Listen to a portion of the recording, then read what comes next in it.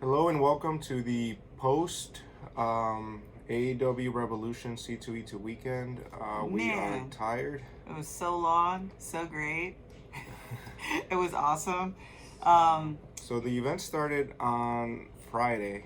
yeah, And promptly at 11:15. yeah, Wait, no, 12:15 was the Cody and Bucks yeah. panel. Be Yeah, that went. before that, we were gonna try to meet Orange Cassidy and Britt Baker, but there was a huge accident and we ended up missing them.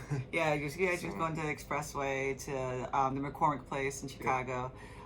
But yeah, we got there, said hi to our friends, dropped off our stuff, and then we were trying to figure out, if they were selling tickets or not. There's a big confusion between. yeah, They did the best they could, because it was like C2E2, Pro and T's, and AEW all like manning an yeah, area, so there's too many hands in the cookie jar. That for what I would say. yeah. But we ended up getting a ticket for Cody and the Bucks, and then we ran over Went to to the panel. to the main stage, which is like all the way away from where you are. Yeah, But yeah, so we went to the main stage. The Cedar panel was hosted by Excalibur, and it was like really yeah. good. It was Excalibur, Cody, and Nick and Matt Jackson. Right away, people started pointing out because Cody had a scarf on, and his excuse was that It was cold. yeah, It was a not little used to cold. Chicago weather. But people started pointing out, and they started seeing his Yeah, and he kept on kind of like yeah, when he was sitting. I mean, he looked really dapper in his pink suit because Yeah. it was it's pink. It's a pink suit. but so you real men can't wear pink. you can't fool the wrestling fans. No, because I mean, I didn't pick up on it, but No, well, we were too busy. There's so Yeah. much for us to do. We didn't really like zoom in on the picture. Yeah, That's no and- hate to anybody that actually zoomed in on Cody Rhodes, Yeah. but yeah, it was a lot of. There was 3 conversations, and we'll get to all of them. But the 3 main conversations that were going around C2E2 was Cody's tattoo, Yeah. why he did it, people not liking Excalibur, which is a whole different Yeah, situation, I and don't- Colt Cabana. I don't. Well, We're in Colt Chi- Cabana. But we're in thing- Chicago, yeah. and once again, if you're supporting AEW, you would think you would already get the sense that the community supports Yeah, AEW. I was shocked. It was a really weird crowd. And hopefully it was just our section, and hopefully we ordered the pay-per-view. We haven't rewatched it yet, We and need I'm to. hoping that those loud minority people that hated Colt Cabana didn't make it through. When I went through a little bit, it didn't sound as Yeah, much. 'cause His they music were- was too loud when he was running through. They were So super drunk, yeah, and they were chanting for CM Punk and saying, "Colt, you suck." And I think Colt did hear it because he looked at our section and looked a little sad. My voice got really raspy because I was trying to yeah. Our scream row over them, and a couple behind us were just like the whole Colt Cabana. We were doing it and stuff and like that. the so. whole arena was screaming Yeah. for Colt. So, and I heard in other sections there were some CM Punk chants that people were trying to start. And I'm not gonna get too much into it, but I just think that It's gotten old. you don't have to pick sides. No, you really don't. If you like CM Punk, you don't have to hate on Colt Cabana. For those of us in Chicago, Colt Cabana is the heart and soul of Chicago wrestling when it comes to the indie scene. And if it wasn't for Colt Cabana, I don't think Pro Wrestling Tees would have been as big.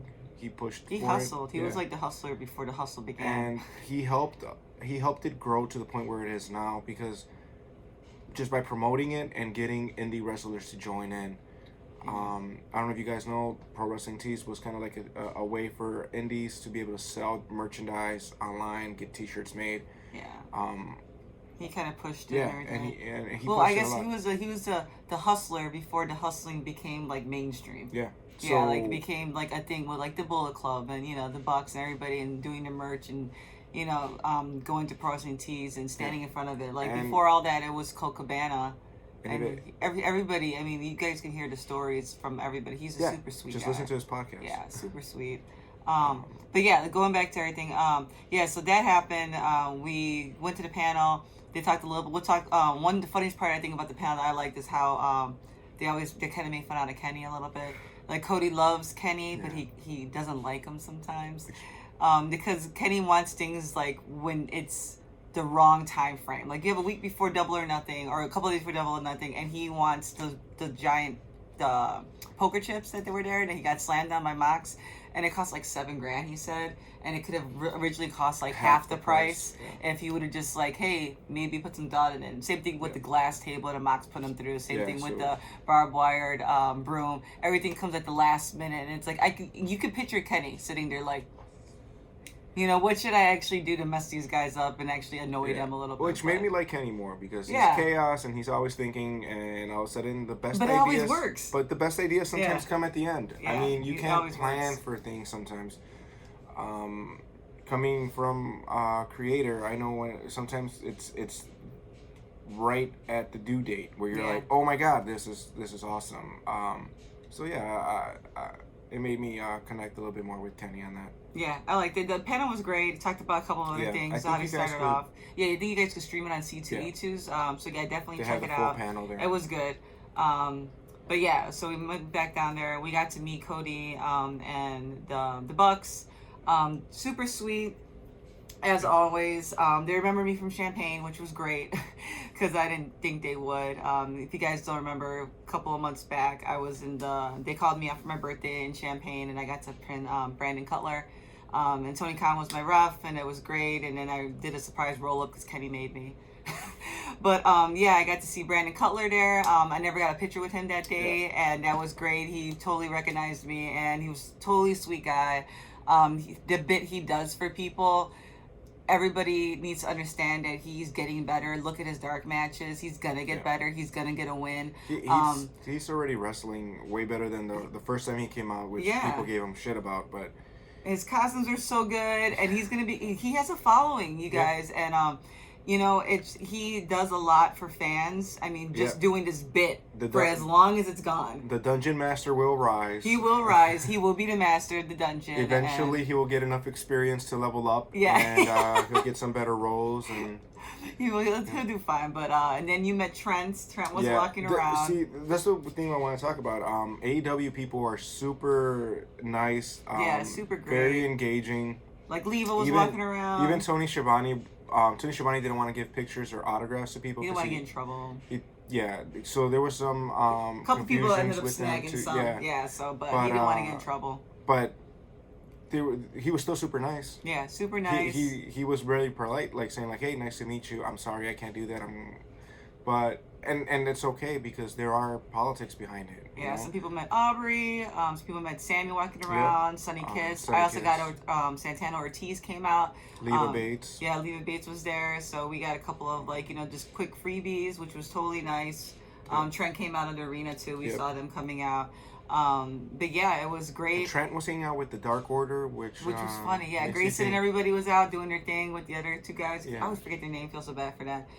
But yeah, Grayson was out there and everybody was doing the Dark Order thing. But then Trent went behind her and kind of walked in. Well, he was hanging out with them. Yeah, and I was like, okay, wait, Trent, are you the exalted one? Yeah, okay. We see what you're doing there. Yeah, it was pretty cool. But they were awesome. And then after that we met Dustin, which was totally cool. I've loved Dustin since I was a kid. And he totally gave me crap for dressing up as Kairi Sane, a pirate. He was like, there's a pirate here and everything like that. But you know how you want to meet somebody for so long and then you finally do and he's amazing? Yeah, he was amazing. Yeah. He gave him crap just for being there for no random reason. But yeah, I loved it. They're totally cool. Yeah, kicked me out so he could take a picture with her by himself. Basically, yeah. So, and then he kept on giving me mean eyes as I was walking away and walking around. Yeah, so Dusty, do you not like Kairi? No, but he knew who I was though. He was like, wait, hold up, Kairi. And I'm just like, that's all that matters. I don't care if nobody else got it because Dustin Rhodes got it. Yeah. One and only. The natural. Yeah, SCU was out there. Yep, they were totally cool. Jurassic Express was there. Luchasaurus. I've heard really great stories from people that actually got to meet you outside of the signing. And they said he was so down to earth, super nice guy. Marco gave we'll get into the Revolution, but Marco gave a mask to Nyla Rose's mask to one of the kids right behind us, and that guy was totally that kid was totally marking out for Nyla, and Marco was totally sweet about that. Jungle Boy was walking back, and he was giving out photos real quick. So it's Yeah, there were everybody. When you think about like meeting people, no offense to like WWE or anything else, because ROH guys are really really cool too. We went to cover their stuff like that too. And I've heard the same thing about New Japan Pro Wrestling. But when I go to WWE, I've heard it's very structured, it's very rigid, it's very 1, 2, 3, 1, 2, 3. They always have people next to them, so they can't. There's so many rules they can't break. You can't touch so them. It's not the superstars. Don't hold it against the superstars. But it sucks that they don't have a chance to be allowed to express themselves. They put a lot of shackles on them. Like I've heard they can't receive sometimes gifts. Yeah. They're very strict at how fast they have to get you through there, so it becomes very mechanic. You could hardly talk to them. With AEW, people were like just chatting with them, and the cool thing about Cody is that he remembers people, which is weird because I don't know as many people as Cody does, and it's hard for me to remember people, but Cody will remember you and tell you. He remembered this fan that was in school. He said, "How's school going?" You know, and then when I wrote something that happened, I'll get to that in a different episode. But I wrote something, and before I could finish my sentence, Cody comes around and it's like, "I read what you wrote." And, he didn't see nothing on Twitter, and you just think, you do things sometimes just because you want to get it off your chest. Yeah, you think you're in a vacuum. Yeah, you think you're in a vacuum because there's so many thousands of people hitting these guys up. And Cody is, like, the ultimate G when it comes to the fans. Cody's listening, guys. Yeah. That's one thing that Cody I can say. Is definitely... Cody and the Young Bucks, they amazing. really want AEW to be for the fans. And they are listening, and you could see it in the product. It constantly evolves. If there's something that people are not liking, they move it and change it and evolve it. And the best thing about AEW is what Cody said. They want it to be for every wrestling fan, for people that like high spots, for people that like old school wrestling. Yeah, in the panel, wanted something for every generation. Yeah, and that's what their commentators represent. It's Excalibur for the new school people. You got JR for the old school people, Tony Schiavone for like the color commentating that he does. Yeah, they bring in Taz. I think Colt Cabana, they said he's going to be a coach, wrestler, and commentary. So I mean, and Colt Cabana is amazing if you listen to him in ROH. So so I mean, he's definitely going to be so colored and just so well rounded. I can't wait to hear him and Excalibur together. It's going to be an amazing little. And then you have JR. Oh my God, Dippin' Dots. You know what I mean? Like you're going to have that one liner. JR is great for the one liners, man. Like people were so hating on him at the Revolution. And I told the guy, and he was like, I'm like, give me something, give me a reason. He's like, he messes this up or mixes things up. I said, I'm sorry. The one thing I remember the most out of commentary, I'm not downplaying Excalibur or anybody else. I said, all I remember from last week was my God, Dippin' Dots. Yeah. And I said, and that's what JR is. He's like the 5 second. We're like the quick bite generation. He gave us those 5 seconds and the internet blew up. Yeah, there was also a quote that I heard on the pay-per-view that he said about Orange Cassidy. Orange Cassidy, yeah. But no pulp, yeah. I think the way you gotta think about it is, because one thing that I heard was that they didn't like JR because he craps on gimmicks. Okay. But there's a generation that does that, though. He's supposed to be the grumpy old guy. Yeah. And it doesn't come off across annoying or overdone. Because it works in a way where he questions a gimmick and then Excalibur explains it. I mean, honestly, guys, if all the commentators just assumed that you knew something, then we wouldn't be learning about some of these wrestlers' background. So it works when JR acts like, well, I don't really know who this is, and then Excalibur fills you in. Like, I got you. Yeah. and that's how they work together. And JR does not hate AEW wrestlers. People kept on saying like, oh, he craps on them. No, he doesn't. No. He's building them. He's making Jungle Boy a superstar. Every time he commentates on Jungle Boy, every time he gives him a hard time. Yeah. Like, you'll hear, Excalibur, like, what do you see about that? But then he'll praise the hell out of them or make those sound bites that make it into those highlights. So, I mean, that's about it for that. Yeah, C2E2 was insane. Yep. There a lot of people came out from a lot of them. We met a guy from New York. Yeah. God, I forgot your name, dude. But he hit me up on Twitter. But shout out to you. You're totally nice in line waiting with us for Darby Allin and Kip. But yeah, there's a lot of good fans. I met a lot of people that I've talked to on Twitter that we're getting to know. Yeah, we're connecting with the community, and it's growing. And it's growing, and it's fun, and it's great. That's the best thing about wrestling community is that everybody's that are really our fans and really want the best for the wrestlers and who they are. You start to see them. You forget about the ones that are drunk and obnoxious. And I think the best thing for C2E2 for me was the fact that so when we went to All In, we went to All Out, we went to the Dynamite in Chicago and Champaign.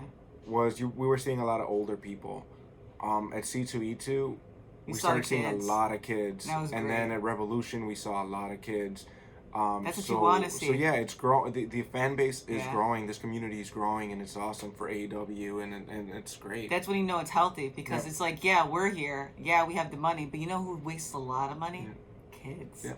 Kids like a lot of stuff. Birthday, like and not just that, Christmas, but what got me into wrestling was when I was a kid. Yeah. So you're building they're already doing lifelong. right. You're building lifelong fans. I mean, because there was no kids in All In. I can't even remember. I can't remember that many kids. I can't remember seeing any kids. Yeah. All Out there was a few. Dynamite we started seeing a little bit more.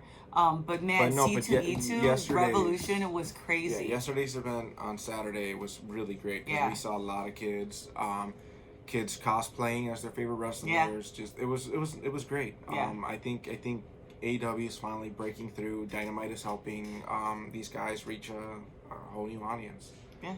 So yeah, let's get into recap the results for Revolution. Then we'll get a little bit back into the last day of the wrestlers, which was today. At C2E2. So it did start off with a dark match. It was Yuka, Riho versus Britt Baker and Penelope Ford. We won't get into it because it hasn't aired yet. Great match. All I want to say is that Yuka and Riho.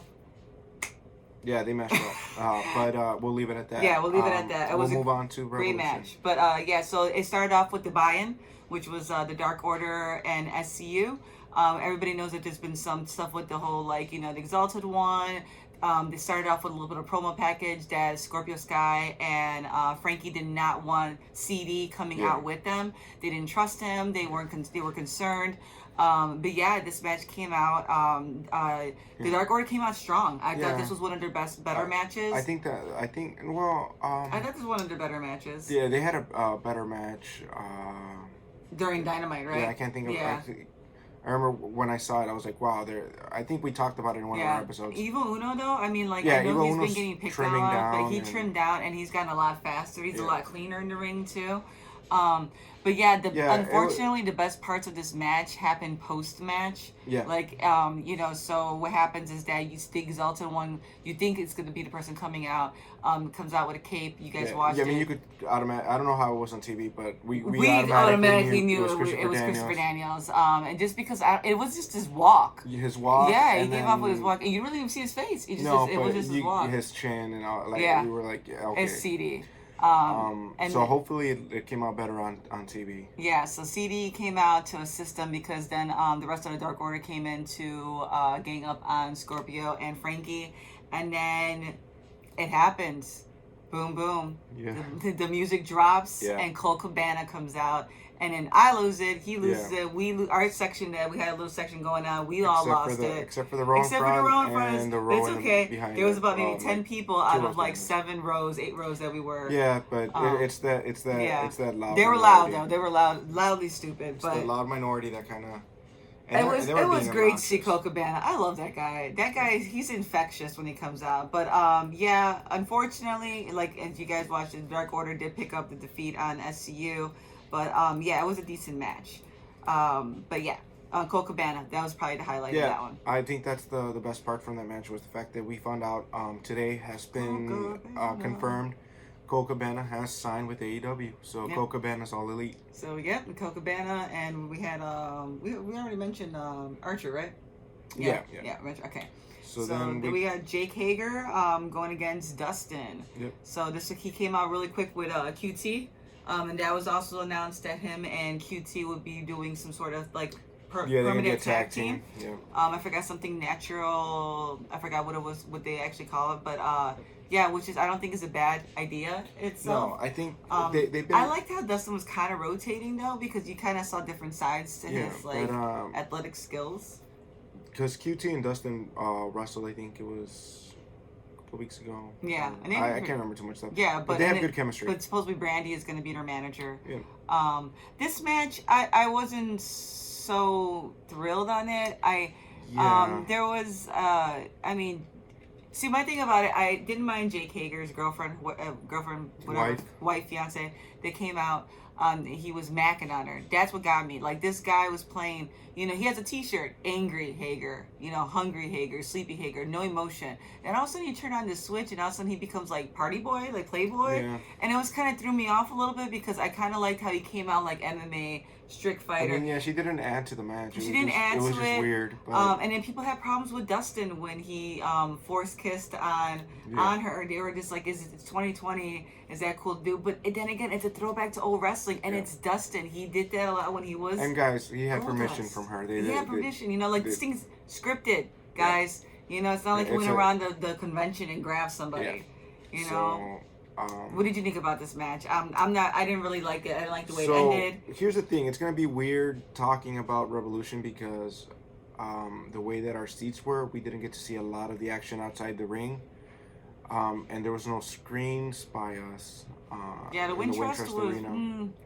Sears Center was way better. Yeah, I would have picked that. Or the United Center. United Center, they would have had enough. They had enough people wanting to go there. I mean, this thing sold out. But I love Dustin, but this was not his best match. He didn't. It was just a little weird at times. It was the pacing. Yeah. I don't know. Hager just. I don't know. He didn't carry Dustin right. I don't think Dustin needs to be carried. That's the point. Because him and Sammy did amazing matches. They didn't have good chemistry with each other. It felt weird and awkward at times. But I mean, overall, it was a decent match. It was okay. Yeah, we should probably start doing like a rating system on these things. I mean, I don't want to get into ratings. I'm not Dave Meltzer, so. Not like stars, no, but or rating, but like like saying like, it was okay match. Like, what is our standard to okay? But it's everybody's opinion. I mean, don't take our opinion as the end all be all. We're just having. I was there for Dustin. I wanted a little more from the match. They build it up to the point where. I felt like there was more action to the build-up. Like, when they would go into the ring and they would meet up, there was more... And, like, the Dippin' Dots. Like, there was more furious fighting. And then when the match came, it was so stale. The arm breaking. Like, I think it just didn't live up to the build-up. And it was just... The pacing was weird. I don't know if Dustin got injured somewhere in that match. Because it felt like Hager was trying to talk to him at points. And giving him a little bit of time to breathe. So if that's the case, then I understand. Like, maybe this is not how it was planned out, and they had to just reinvent it halfway into the match. But because there was a point where it looked like he was. They were talking a lot in the turnbuckles when he was to the left hand side. From our angle, there was a lot of communication, and I don't know if something was going on. It was when Hager was doing the close line to it kept on 1-1, and it's kind of like rope-a-doping him a little bit and kind of keeping him there.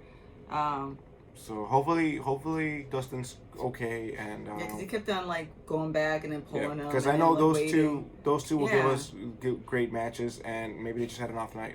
Yeah, but definitely wasn't the best match, but it was storytelling in there. So the next one was Darby Allin and Sammy. Yeah. I like this match a lot. Sammy Guevara is amazing. That 630 from like the top of the rope, it was one of the most coolest things I've seen. It was onto a table, right? Yeah, and just like, oh my god, like Sammy Guevara.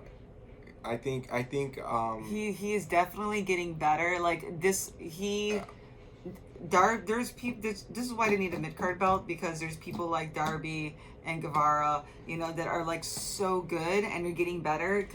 I think they're gonna get there. Yeah, they're gonna get there. They're gonna have to have like an intercontinental belt or something, because even New Japan has it. Yeah. Every promotion has it. Sammy was. I mean, no, not even saying that Darby wasn't good. They were both good. of them, like they have good chemistry. Yeah. I think they could build on this. They were trying to like. They were doing some really crazy things where at times we were just like, they're gonna get hurt. There was a dive where he flipped going forward, and he flipped on Sammy, and it looked like he landed almost on his head. I think it was. It could have, man, because Darby it could have been very dangerous, but They pulled it out. Yeah. They pulled out a great match. That's definitely a highlight of the night. Darby goes to win it with the coffin drop. Yeah. But yeah, it was great. I loved it. And then here comes the most the- exhausting match of the match night, of the night, which was the tag team match of the Bucks versus, what is it? What people are calling it? The Omega Cowboys. So it was Kenny Omega and Hangman Page, which was, I mean, God, the package, the promos leading up to it, the storyline, the tension, just, man, I mean, like, what was, did Matt or Nick spit in, like, Hangman's face? Well, Hangman. Hangman first spit in Matt's face, I believe. And, because Matt was trying to give him, give him a handshake. And that just started it there. And you could tell Omega was, like, trying to be nice. And then Omega decided, I can't be nice, because the Young Bucks unleashed and started The guys next to us that we met, shout out to you guys. They started kicking how many super kicks would go, counting, I mean. And there was like 24 super kicks. Yeah. But and I want to say like maybe more than 75% landed on Kenny. Okay? It seemed like that guy was getting super kicked all the time. He just gets beatings. Okay? But man, yeah, there was a point where Hangman was thrown out and Kenny... And look, Kenny was worn out, man. They were working Kenny really hard. Yeah, they were abusing. Then they super kicked him and they double teamed him. What was that move called? Which one? The one Nick and Matt do together.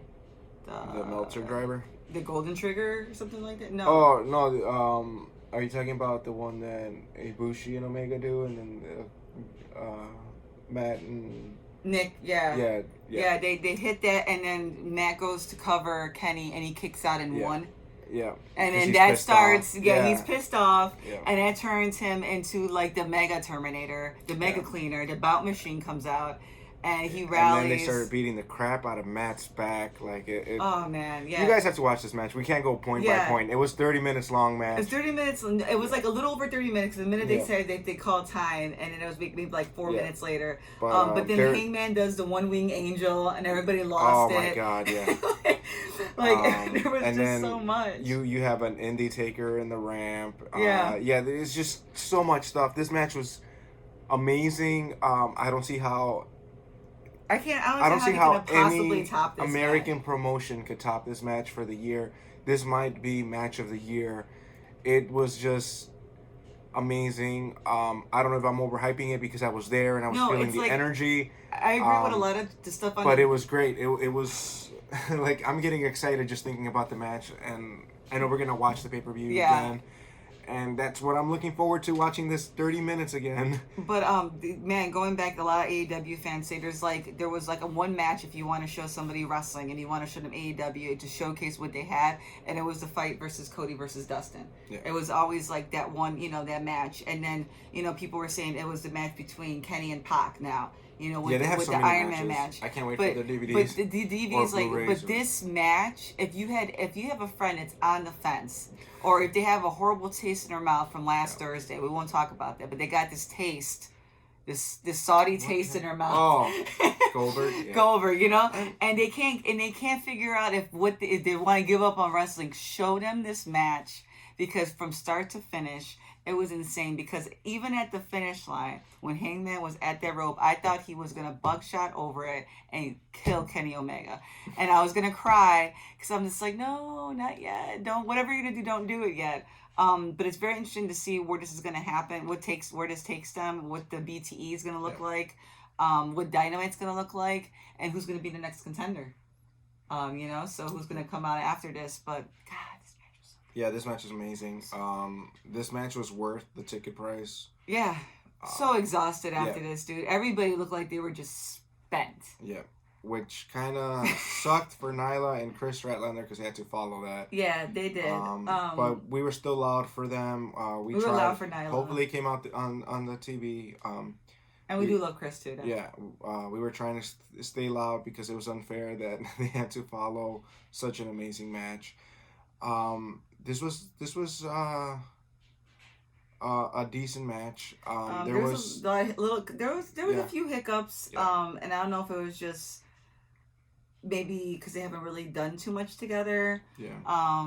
Chris was kind of like missing some spots. Nyla was really trying to recover some things, but Yeah, they just they looked good in the ring together. They just need to have how do you say they're a little together, the chemistry, the yeah, flow. they just don't have chemistry yet. I don't know if it was just nerves. They were wrestling in front of so many people on a pay-per-view, Yeah. and they had to follow, like I said, the Kenny, Hangman, and Young Bucks. So that could have also been a factor. But we've seen what Nyla and Chris can do, so I think that they'll be okay, and we'll get some better matches. Yeah, definitely. But yeah, that leads into the MJF and Cody match. Um, I'm kind of conflicted about this match. I didn't like the way it ended. Yeah, I didn't like the way it ended either. I felt like the pacing was slow. I feel like MJF doesn't do enough in the ring for me. He stops a lot of the action. It feels like I don't know. It's you want. I think I wanted more. I think I really wanted him to try to wrestle and not not have Arn get hurt and then not have like Yeah, Brandy jump into was it Wardlow's arms or was like just the shenanigans that happened with MJF. I would have loved to have that. there's some things that distracted us from the actual storyline. I think MJF tried his best, and I mean Cody's amazing. It was still good storytelling. Yeah. I mean, man, Cody came out with the band and it was hyped, but it's just the ending. Was just kind of like underwhelming. Like I'm okay with MJF winning. That's fine. It's not the fact that MJF won. It's just the way that it went about it. Because Cody hit 2 crossroads, and then MJF sneaks a ring and knocks Cody cold. And it just all of a sudden. It was like right at the moment where everybody was super excited for Cody because of the crossroads, and then it just takes all the air out both of the brothers arena. Lost. Yeah. Yeah. But anyways, we're gonna get more from them. Yeah, well, that's I don't think that's over yet, which is kind of like it's not. I just find I just wish there was I don't know, Cody. I feel like Cody could move on to something else already. Yeah, but I think right now there's nothing else for Cody. Yeah, so I know. This will keep him entertained for now. But yeah, want to move on. The next one was Pac and Orange Cassidy. This was great. This was freshly squeezed, no pulp. No, this was great. This match was insane. I mean, you guys heard us. Both we were wrestlers stupid loud for when I don't know if you guys saw it when Orange Cassidy was rolling and going back and forward. He broke and he started laughing. Then when Pac did it and he rolled toward the ramp, he was laughing. Yeah, there was a part like it was just a good match. It was a good match when Orange Cassidy was on. He was on, and yeah, I was really worried because how dominating Pac comes across and how strong he comes across. I was worried how I was gonna play off Orange Cassidy, but I mean, yeah, the guy was amazing. Yeah, this was a really good match. Both wrestlers were having fun. The crowd was having fun, and definitely people really wanted Cassidy to win. I'm glad he didn't because you don't want to hurt Pac. Yeah, you can't do that to him. Not right now, Lyle. And Orange Cassidy really didn't need to win. He just needs to try, and he tried. And he You're stupid. He got people excited. Chuck E. T is amazing outside the ring, being the coach with a white towel ready to throw it in case it got too messy. It was so stupid. Yeah, I love the Best Friends. Yeah, and what happened was Phoenix and Pentagon came out and distracted Trent and Chuck E. T. And they fought, which was I was happy to see those guys there too. So I mean that was a little bit of a hype moment for me. But yeah, I mean he basically submission holds the crap out of Cassidy and he taps out. No, it was a great match. It was a good match. It was a good match to finally showcase Cassidy's thing. Yeah, he's so stupid. And like I said, like now we have something else going on because now the Lucha Brothers came in and are after the Best Friends. So at least now we'll hopefully get to see a little bit more of Lucha Brothers on TV because they're amazing wrestlers. And Chuck E. T and Trent are really great too. And we'll hopefully get a storyline out of this now. Yeah. Definitely, that's what I think so too. But yeah, I'm just for all you naysayers about Cassidy, guys, I hope you guys learned something. The guy can wrestle. The guy can wrestle, and not only that though, it's like, dude, when people pop that hard, Yeah. it doesn't really matter anymore. And It again, just it's wrestling makes people happy, and if that makes them happy, if Orange Cassidy doing this with his little thumb barely sticking up makes him happy, then don't take it away from them. yeah. Here's my rule. There's many things that I don't personally find that I'm entertained by in wrestling, but if they get a pop, that's all that matters because Yeah. we're not the center of the universe. Yeah. Like we don't all have to like the same things. Baskin Robbins has 31 flavors, so don't crap on other people for AEW liking has a something. long list of a roster that you can like Like- and not like, but just don't be hateful. Yeah, like Yeah. look, I love Braun Strowman.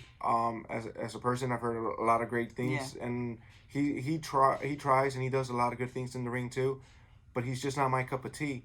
But I'm not gonna go crap on him. I think he's Yeah. awesome because he entertains people. And he makes kids happy. Yes. Yeah, you can't even. I can't even Okay, hate on that. The Fiend. Here's an unpopular opinion. I'm not really that big into the Fiend. I Yeah. love Bray Wyatt though, but I'm not gonna crap on the Fiend just because I don't. It's not something that I would I personally. like Bray Wyatt's yeah. Firefly Funhouse. I Yeah. don't really like the Fiend. Yeah, but I'm like, but it's it comes fine. together in a Yeah. package, you know. And so I'm not I'm gonna like, crap on it. And I think the Fiend was an important character in Yeah. WWE because he got a lot of people happy Hyped to about see him, Mhm. and he told stories in the ring, outside the with ring. multiple wrestlers, Yes. and saw the stories through. Yes. So give him credit. So You know? But yeah, I mean, so you don't to have to bring like it all him. back around, you don't have to like every gimmick out there. No. Just don't crap on it. Yeah. Let other people enjoy it. You don't Like, have to understand it. Just be like, you know Yeah. what? It's not for me, man. Yeah. That's it. That's all you gotta say. I'm Yeah. like It's just not for me. That's all you gotta say. You don't have Just- to. You don't have to not be supportive. You know, I mean, because they're still part of an organization. You can be like, you know, yeah, Orange Cassidy's cool. I'm glad he makes people happy, but Yeah. he's just not my thing. yeah, and But, so just as long as people enjoy it, just listen to the crowd's reactions, and if the crowd are getting happy, then that's awesome. So final match. Mox versus Jericho. First he comes out.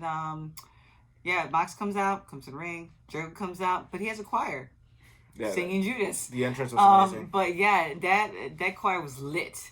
Like, I mean, that girl was, man, the lead Sorry. singer and the rest of the people were totally in on it. When the beat dropped, they were still singing it. Yep. The crowd was singing along with it. Like, they weren't singing alone, and you could totally tell when they started smiling because we got super loud in Yeah. Chicago to sing that song. And I love the fact that when Jericho comes out and everybody's singing, he smirks because he can't help it. Yeah. Because he's a superstar. He's a rock star.